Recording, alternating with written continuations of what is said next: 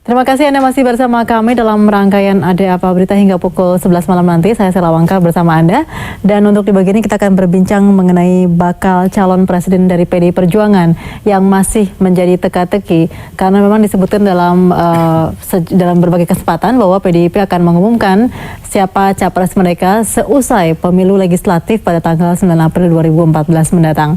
Dan nanti kita akan berbincang juga mengenai jika memang nanti Pak Joko Widodo akan dimajukan sebagai capres PDIP, dipertanyakan juga mengenai bagaimana dengan janji-janji yang sudah diucapkan ketika kampanye Pilkada DKI Jakarta, apakah sampai saat ini sudah ditepati, dan juga kini juga muncul berbagai di media sosial terutama muncul juga banyak yang menagih janji Pak Joko Widodo, apalagi saat ini seperti kemarin ada peristiwa banjir dan kemudian juga masih berbagai macam janji-janji yang disebut belum bisa diselesaikan oleh kedua pasangan calon gubernur dan wakil gubernur yang sudah terpilih. Dan kita akan berbincang mengenai ini dengan tamu saya di studio, yaitu dengan Mas Gun-Gun Herianto. Selamat malam Mas Gun-Gun. Terima kasih bersama kami. Dan silakan nanti jika Anda ingin berpartisipasi bersama kami di nomor telepon kami 021 5155 111. Namun sebelumnya kita saksikan terlebih dahulu informasi berikut ini.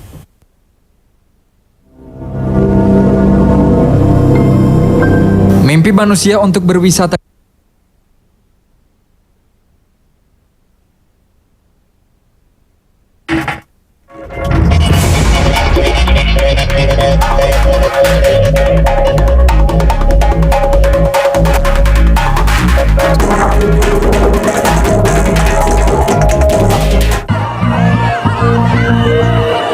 Isu dan kabar pencapresan Gubernur DKI Jakarta Joko Widodo makin santer terdengar.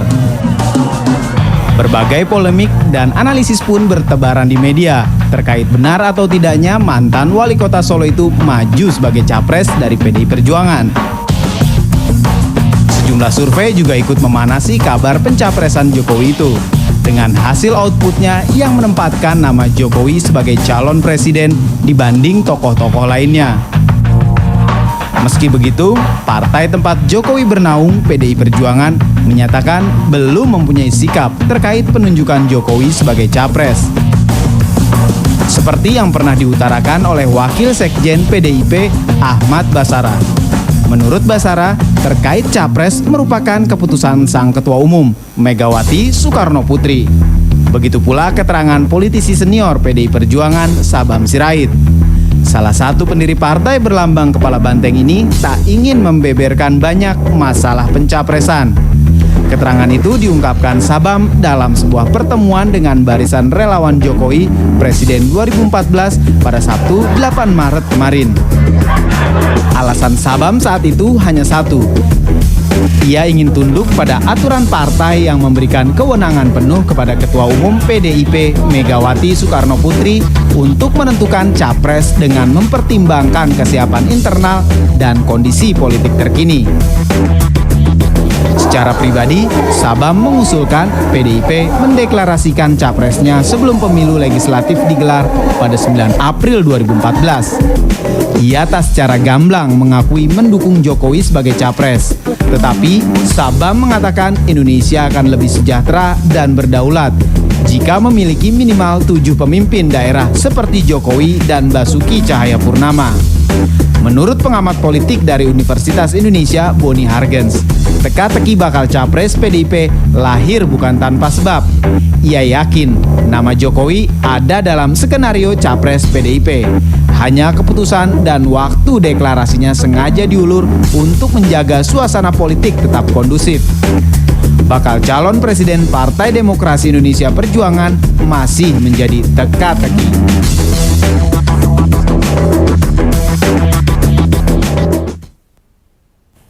Iya, masih teka-teki siapa capres dari PDIP karena memang dalam sejumlah survei nama Joko Widodo disebutkan masih dalam posisi teratas menandingi nama-nama lain seperti Prabowo Subianto.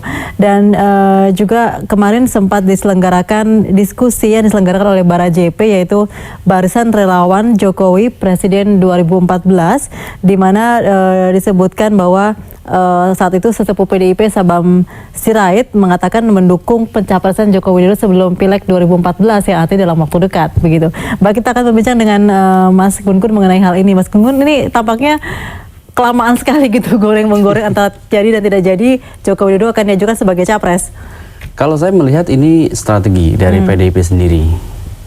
Ini bagian dari upaya untuk positioning Pak Jokowi jelang pertarungan 2014. Kalau untuk kacamata publik ya, terutama banyak teman-teman media mungkin melihat ini proses terlalu panjang.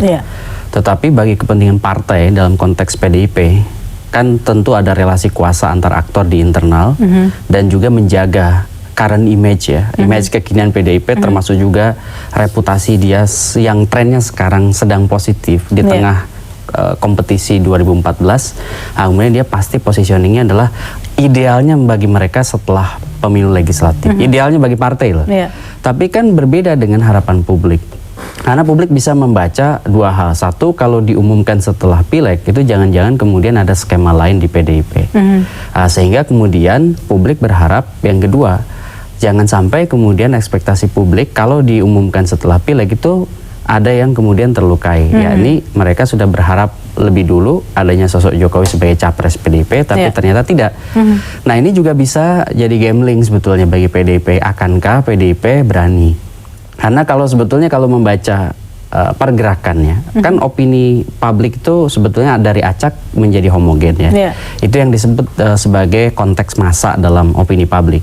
Dan kalau kita baca secara objektif, memang pergerakan opini publik itu tren positifnya ke Jokowi sekarang. Meskipun Pak Prabowo juga masih terus merangkak ya. Tetapi pergerakan Prabowo itu akan sangat dipengaruhi oleh faktor Jokowi. Apakah Jokowi jadi dipasang misalnya, ataukah adakah misalnya upaya delegitimasi yang ampuh mendelegitimasi Jokowi. Baru kemudian akan muncul semacam respon positif bagi Prabowo. Jika tidak ada, maka pergerakannya kecenderungannya akan datar atau bahkan bisa aja turun kalau Prabowo sendiri juga punya masalah. Apakah tidak dimanfaatkan posisi saat ini sebelum Pileg untuk dijadikan sebagai vote gator? Apakah itu terlalu besar sehingga akhirnya nanti diumumkannya setelah Pileg? Kalau saya melihat itu justru yang harusnya dibaca secara cermat oleh PDIP. PDIP udah 2 periode kekuasaan di luar kekuasaan kan. Tidak menyebut diri oposisi tapi di luar kekuasaan. Nah, sekarang ada tren positif, tapi ini juga belum tentu menjadi garansi kemenangan. Karena apa? Publik bisa membaca kritis loh. Misalnya Mbak Sela, bisa aja kemudian publik membacanya gini. Ini seharusnya Jokowi kan menjadi insentif elektoral bagi PDIP. Tetapi kemudian dibiarkan kan. Bisa aja kemudian swing voters yang tidak sebetulnya punya party ID dengan PDIP, dia tidak mengidentifikasi dirinya dengan PDIP. Itu tidak melihat ini sebagai sebuah strategi, tapi ini melihat sebagai sebuah manuver PDIP untuk menjaga skemanya mereka gitu.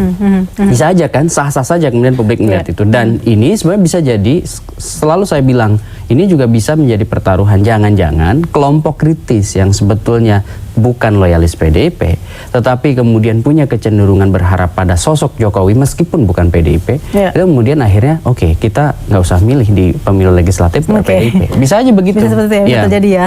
Nanti kita juga akan membahas sebetulnya bagaimana juga masyarakat yang sudah mulai menagih janji-janji Pak Jokowi ketika pilkada. Nanti kita akan bicara setelah berikut. Kita break dulu, jangan kemana-mana. Kami masih kembali bersama Anda sesaat lagi. Ya, terima kasih Anda masih bersama kami dalam Ada Apa Berita. Baik, dan pemirsa mungkin sudah lebih dari setahun Joko Widodo memimpin DKI Jakarta, sudah mulai banyak juga yang mempertanyakan di mana janji-janji Pak Joko Widodo ketika kampanye Pilkada DKI Jakarta. Dan saat ini juga mulai muncul ya Mas Gun-Gun ya. Di YouTube ya. Di YouTube terutama gitu ya, ada juga video-video yang menagih janji Pak Joko Widodo. Ini apakah dalam konteks sekarang pemilu di tengah juga isu pencapresan Joko Widodo, apakah ini juga sebuah strategi untuk mendelegitimasi Pak Jokowi? Ya, kalau kita lihat konteksnya, bisa kita baca ya, ini sebagai perang yang memang sudah mulai intensif di jelang pemilu 2014. Kalau kita lihat misalnya di sosial media, termasuk di YouTube, itu banyak orang yang sudah mulai mengupload dan terus linknya itu di-share ke mana-mana tentang menagih janji Jokowi. Ini juga lagi rame kan di sosmed, terutama potongan-potongan atau cuplikan ucapan Pak Jokowi pada saat kampanye yang dia akan 5 tahun mengawal DKI gitu ya, atau mendedikasikan diri untuk DKI. Sebenarnya kalau dibaca ini biasa saja sih sebetulnya. Ini kan sosial media sekarang area atau ranah pertarungan baru, di mana sosial media juga karakter penggunanya kan macam-macam sekarang, bukan hanya publicist tapi juga ada propagandis. Dan kalau dilihat yang mengupload itu anonim, itu bisa masuk kategori propaganda sih sebetulnya. Jenis propagandanya bisa disebut sebagai cut stacking ya. Jadi menonjolkan satu misalnya cuplikan atau pernyataan yang bisa punya efek domino. Kebetulan yang dilakukan oleh Pak Jokowi ini kan ucapan-ucapan Pak Jokowi yang menunjukkan bahwa dia akan di DKI ini 5 tahun. Dan itu kemudian kan dipublish, diulang ke halayak semacam reminder ya. Dan itu oke. Pada saat kemudian itu dicatat oleh publik dan publik kemudian tergoda ya untuk kemudian mempertanyakan, di situ sebetulnya konteks serangan itu dilakukan. Betul kata Mbak Sela tadi, ini bagian dari upaya delegitimasi sosok Jokowi. Karena kan di survei-survei Jokowi tinggi ya, maka butuh serangkaian tindakan untuk semacam serangan atau attacking. Nah, attacking itu boleh sebetulnya dalam konteks kampanye. Karena ada dua ya, jenis attacking itu, satu yang disebut dengan negative campaign, yang kedua itu yang disebut dengan black campaign. Nah, attacking ini biasanya menyerang pihak lain, misalnya saya menyerang Mbak Sela itu dengan data atau fakta yang bisa diverifikasi. Misalnya itu yang masuk tadi itu, ucapan-ucapan Jokowi kan sebetulnya hanya menyampaikan, video itu hanya menyampaikan bahwa Jokowi pernah ngomong gini gitu. Jadi sebenarnya tidak ada yang salah dengan sebenarnya tidak ada yang salah, itu kampanye yang negatif. Sementara kalau black campaign, kampanye yang hitam itu biasanya dia pengirimnya samar-samar, kemudian isinya juga isu. Nah, ini yang video ini bisa masuk kategori pengirimnya yang anonim atau samar-samar. Jadi sebetulnya bisa dua-duanya. Satu, kampanye negatif karena datanya sebetulnya tidak ada yang dimanipulasi, hanya menyampaikan data atau fakta pada saat Jokowi pernah ngomong. Tetapi modusnya itu masuk seperti kategori kampanye hitam karena apa? Pengirimnya sendiri kan tidak eksplisit, anonim. Dan itu sangat susah kan diverifikasi siapa. Tetapi kalau saya sendiri lebih tertarik sebetulnya pada substansinya. Sebenarnya Jokowi diingatkan bahwa dia ada janji untuk kemudian mendedikasikan waktunya di DKI. Oke, baik, kita masih ada satu bagian lagi, Mas Gun Gun, jangan kemana-mana, kami akan kembali bersama Anda setelah jeda berikut ini, tetaplah bersama kami. Ya, terima kasih masih bersama kami, dan pemirsa, untuk melanjutkan perbincangan ini kami kedatangan satu narasumber lagi, yaitu dengan politisi senior PDI Perjuangan, yaitu Bapak Sabam Sirait. Selamat malam Pak Sabam. Merdeka. Terima kasih bersama kami di Ada Apa Berita. Baik, kita lanjutkan perbincangan tadi dengan Mas Gun Gun juga Pak Sabam mengenai pencapresan Pak Joko Widodo begitu ya. Kemarin Pak Sabam mengatakan diminta untuk menghubungi pada hari Selasa pagi ya, karena Pak Sabam berjanji akan datang ke tempatnya Ibu Megawati untuk meminta Ibu Mega mencapreskan Pak Jokowi sebelum pemilu legislatif. Hasilnya Pak? Iya, kan belum hari Selasa. Jadi belum kesana ceritanya nih. Besok saya kemungkinan ketemu Ibu Mega, dan dia juga baru pulang dari Solo. Kurang capek sekali di Solo. Tapi janjinya juga belum sehari ini. Kalau bisa ada waktu dia dan saya juga lebih sehat, saya akan berusaha ketemu dia besok. Oke, jadi artinya Pak Sabam di sini mendukung Pak Joko Widodo maju sebagai capres kalau bisa diumumkan sebelum pemilu legislatif begitu? Iya, saya iya. Tapi partai kan yang bicara nanti Ibu Mega. Ya, karena dia ketua umum dan kami sudah putuskan begitu. Yang memutuskan tentang calon presiden itu Ibu Mega, ketua umum PDI Perjuangan.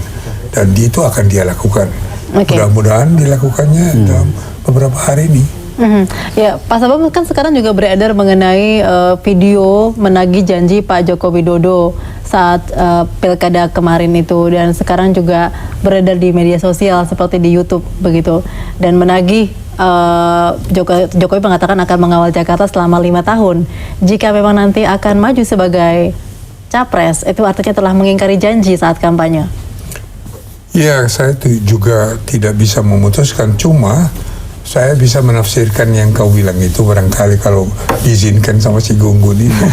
Jadi saya mengira kalau ada orang ditugaskan pada jabatan yang lebih tinggi dan bertanggung jawab untuk negara, saya kira otomatis kita harus dapat menerimanya, karena dia tidak, kecuali dia menerima jadi apa misalnya sekjen ASEAN, ya kan? Jadi apa gitu, atau bahkan kalau dia menerima jadi sekjen PBB juga saya kira itu.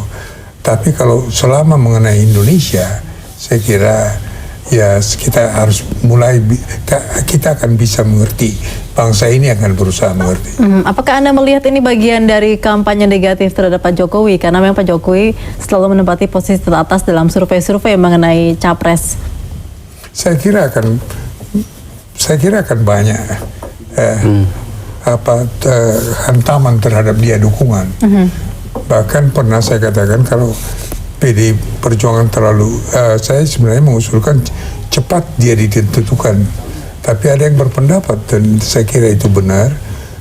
Kalau dia terlalu cepat ditetapkan oleh PDI Perjuangan sebagai capres, mungkin yang lain itu akan bersatu untuk habisin dia. Mungkin. Dan ada pendapat seperti itu juga dimuat dalam pers. Jadi saya kira, ya Mega sangat kenal Jokowi, saya pun kenal, karena kami pernah turut kampanye buat dia jadi wali kota yang kedua di Solo. Jadi jadi dia memang, kita mengharapkan ya pemimpin yang akan datang orang yang sederhana tapi punya pendirian teguh dan mudah-mudahan tetap jujur dalam memimpin, baik di tingkat apapun dalam kehidupan bernegara. Oke, baik, Mas Gunggun, di sini kan ada peran juga ya DPRD DKI Jakarta ya. Ketua fraksi DPRD di Gerindra mengatakan sudah tidak setuju jika Jokowi maju sebagai capres. Nah, ini apakah langkah Pak Jokowi bisa terhalang dengan adanya seperti ini? Iya, saya kira memang betul akan semakin banyak serangan terhadap Pak Jokowi dari banyak partai, dari banyak kalangan. Ini sebetulnya sangat biasa, karena Jokowi sendiri kan menjadi capres yang potensial, trennya positif. Banyak sekali harapan publik berharap ke dia. Ini harus dibaca secara utuh, artinya termasuk saya kira serangan dari beragam pihak itu. Jadi harus juga diposisikan sebagai sebuah kewajaran. Kewajaran-kewajaran itu saya pikir itu konteksnya tentu pada peta kekuatan.